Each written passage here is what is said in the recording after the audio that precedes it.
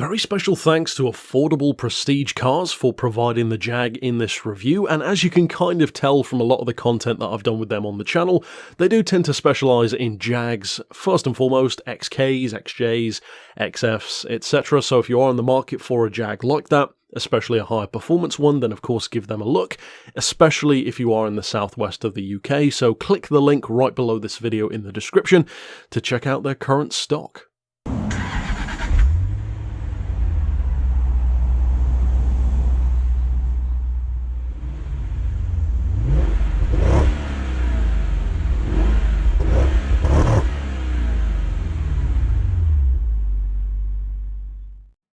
This review has been a long time coming.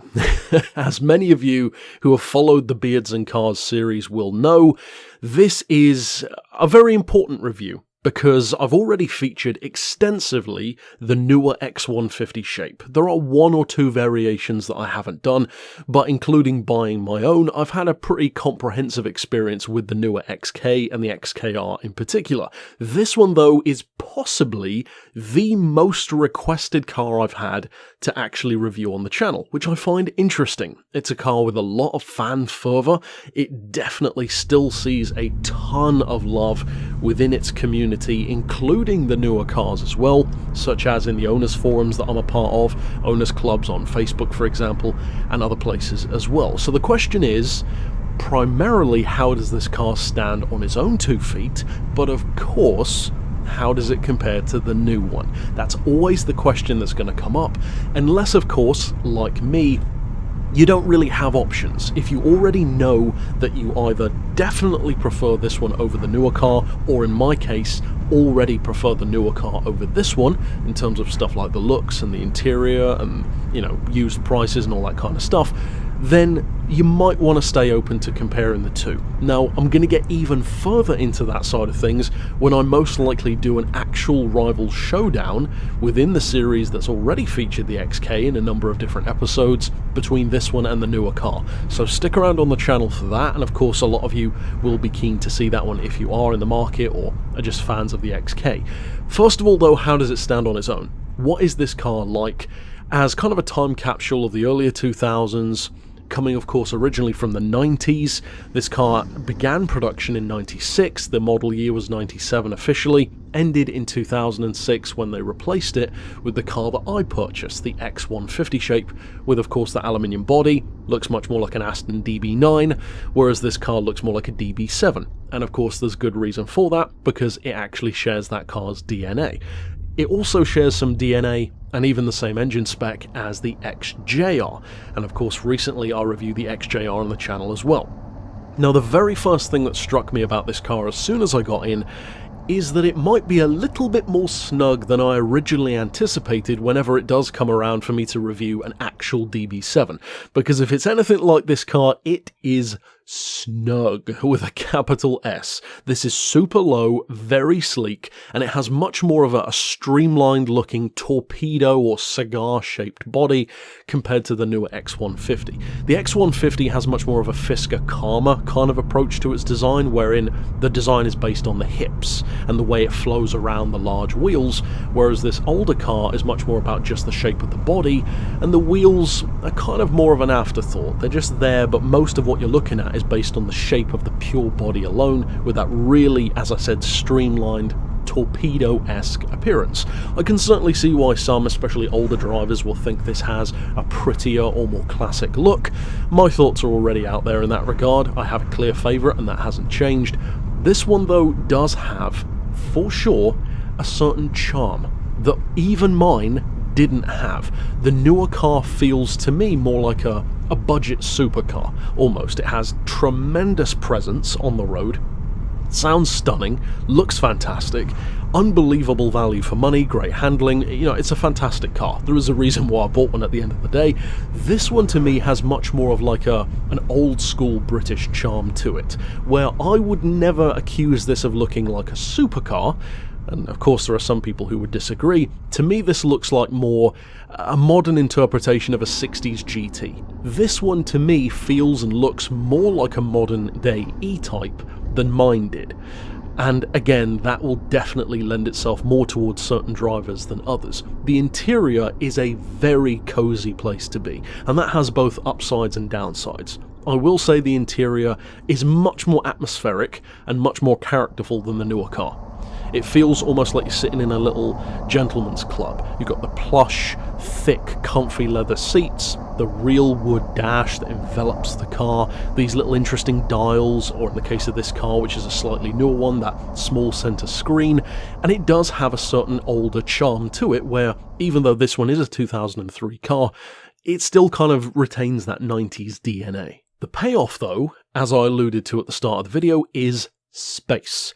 If you are over 6 feet tall, I would strongly recommend looking into the newer car. The newer XK, I actually get asked this a lot on the channel.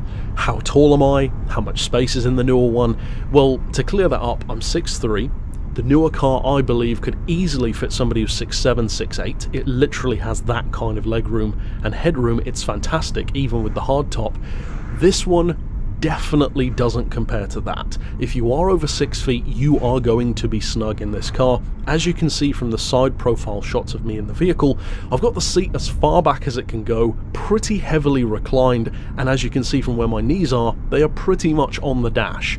So I'm very grateful that this is not a manual car, because using that clutch would be an absolute pain. Snug, as I said, has its downsides. It's very atmospheric, and I will definitely say that the lower, more almost supercar-esque windscreen that you're looking out of does feel more charming than the newer car for sure. However, I would never sacrifice actually being comfortable for the sake of that, so if you're a more average height driver or anything up to 6 feet, you'll be fine. If you're over, then you might want to look into the newer one more so. Now in terms of performance, of course it's not as quick as the newer car, at least you'd hope not. The initial 90s cars of course share the V8 with the XJR. It's initially a 4 litre, and this was actually the first Jag to use the AJ V8. 4 litre, 370 horsepower in the case of the R, such as this one is. This one though is a newer car, a 4.2 V8, also supercharged of course, increased from 370 to 400 horsepower. Performance is strong, 0 to 60s around 5 to 5.5 seconds depending on who you ask. Limited to 155 unsurprisingly for top speed. Without the limiter, much like the newer car, you're looking at about 175 miles an hour. So it's certainly more than quick enough even by today's standards. Handling wise, it's very different to the newer car. The higher center of gravity, the fact that it's not quite as squat, it doesn't have that supercar stance that the newer one has, it is heavier as well, and plus just older technology in general, means that it does feel a little bit softer. Now the payoff to that is I would argue that if you are under 6 feet, as I said, and need more of a long distance GT, you may even like this one more than the new car, because it is smoother than the newer one. The newer XKR, and this is actually one of the things that I didn't like about it so much, reacts to everything on the road. Even if you drive through a small puddle, you can feel the car's steering pull toward the puddle, because it just has that kind of spot-on, very reactive steering, which is fantastic for performance, but it means that the car isn't necessarily as much of a cruiser as this one could be, which feels almost like a two-door XJ, in my opinion. A little bit firmer than that, but similar. More smooth, soaks up the bumps. The payoff and the disadvantage is that at higher speeds, it does float around a little bit more. It's not as sure of itself, and it's definitely not as precise, in my opinion, as the newer car is. So if you're going to push it hard around a track, absolutely go for the newer car. If you want something that's more of a long-distance GT and more comfortable, that you're not necessarily going to be flooring it everywhere, then this one might appeal to you a bit more. They're both very good in both regards, but they definitely have that slight edge over each other in different ways. In terms of space, this one is not a hatchback, whereas the newer one is.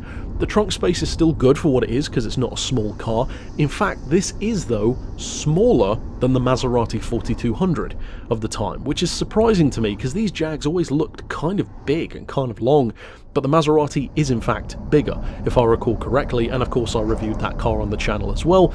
So if you are interested in a potential rival to this one, be sure to watch that video. And I may even do a rivals match between this car and that one, because that would be a nice follow-up actually to the video I did comparing the X150 to the Maserati Gran Turismo, kind of a new versus old Jag Mazda showdown. Now, in terms of fuel economy, just to touch on that briefly, I know a lot of people won't care. Probably you won't care even more so if you buy the R. If you cared, you'd probably get the XK8, for example. But incidentally, you're looking at officially 16 in the city, 31 on the motorway, 23 average, 4 miles per gallon. From what I could tell in owners' forums, most people get about 17 to 27 on average, which is quite a wide swath to be looking within, but it kind of makes sense. Some people are definitely more lead-footed than others. Again, depends what kind of driver you are. I will freely admit I'm much more of a cruiser when it comes to my own cars. I prefer to let the torque do the work and just kind of waft around enjoying the car and its presence, the looks, the sound. I don't really push my cars that hard, and I certainly don't aim to get the tail out through every corner, so it depends on your driving style. That means that the tank range, in the case of this one, is anywhere between about 280 and 450 miles, depending on how frugal you are. Again, very wide margin, but that really does depend on how quick you're going to go, how hard you're going to push it.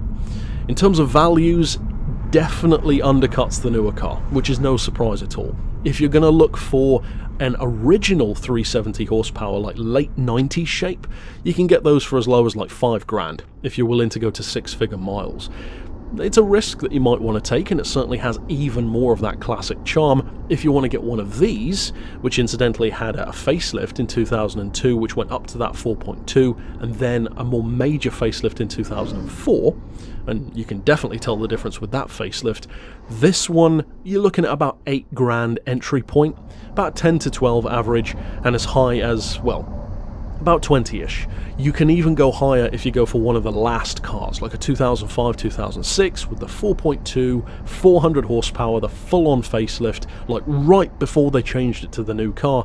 And currently, you can pay as high as about $30,000 for one of those still, which is kind of nuts considering that you can buy the newer one for less than that in many cases.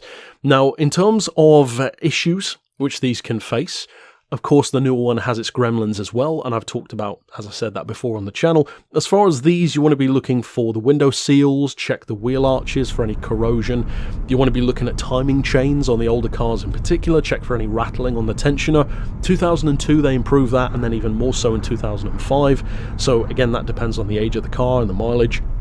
Check your gearbox oil if it has been done in particular. It's supposed to be one of those lifelong ones, but in reality, it should be done every 50 or 60,000 miles ideally. If it has never been done and you're a 6-figure mile car, you might want to reconsider. And again, the price will probably reflect that. Check for the ball joints, check for the wheel bearings, any kind of noise or rumbling while driving, any knocking as well. Again, for a car of its age, not too much of a surprise. Check the electrics, electric windows, the adjustable seats, the adjustable steering column, the trip computer in the case of these. These smaller things which can become gremlins over time. And interestingly, when it comes to these, don't necessarily think that low mileage means perfection, because it depends if the car has been standing somewhere for a long time. If it's a super low mile original but has never really been driven at all and just kept outside and not particularly cared for, just not driven, then that's not necessarily a good idea either, even in comparison to a super high mileage car. So ideally, I would say look for a car that has been driven but has been doted on. So for example, when I purchased my current car, the Quattroporte, it's only had 2 owners, the mileage is not very high, and it's had a lot done to it in the past in terms of keeping it well maintained. That's the kind of thing you want to see, somebody who clearly has loved the car. If you find a Jag with a lot of receipts, but not necessarily many MOT failures, that's a great sign, because it means that people have got ahead of the game and fixed things or kept things up to scratch or improved them before they needed to be, rather than fixing them after. So again, it depends on how much value for money you want versus how much of a bargain you want. If you just want to go dirt cheap and, fix it on the cheap and aren't too concerned about it being a, Concurs winner, then sure, go cheap. If you want it to be perfect or your absolute baby, borderline show car, then of course you'll need to do a little bit more legwork and research. But that's fairly obvious and applies to most cars, especially a car of this caliber combined with this kind of age. Overall, my verdict on this car is I can actually definitely see why many owners, but especially from what I've seen, older owners, like these more than the newer one. The visuals are all down to personal preference, of course. I will never like this car as much as the newer one when it comes to the looks, just because that's my preference. However, I do think this car has a ton of presence on the road. People definitely really like looking at it, much like the new one, but in a slightly different way. It does have much more charm. That is the single biggest compliment that I can give this car compared to mine. This generation, pre-facelift, post, all within the X100 series from 97 to 2006, has more charm than the newer car. It does feel like it has more personality and more of a classic vibe. As I said, that is a major thing, a major merit in its favour. Disadvantages for me would be that it's a little soft, it's a little bit wallowy at higher speeds compared to the newer car, it doesn't feel quite as precise, and the biggest downside for me is just the sheer interior space. So that'll very much depend on the size driver that you are. Overall, that's it for my thoughts. As I said, be sure to stick around on the channel because I will most likely be doing at least 2 showdowns that I mentioned between, first of all, this and the newer one, which of course you'll want to stick around for if you are on the market, and a showdown potentially between this and the Maserati 4200. But overall, that's it for my thoughts. If you are or were an owner of one of these, slap your stories and thoughts down below. Did you love it? Did you hate it? What things do you think you should look out for? Tell everyone down below, and if you are in the market, be sure to check out the comments for those stories and tidbits, and of course stick around on the channel for more. But for now, as always, thanks for watching.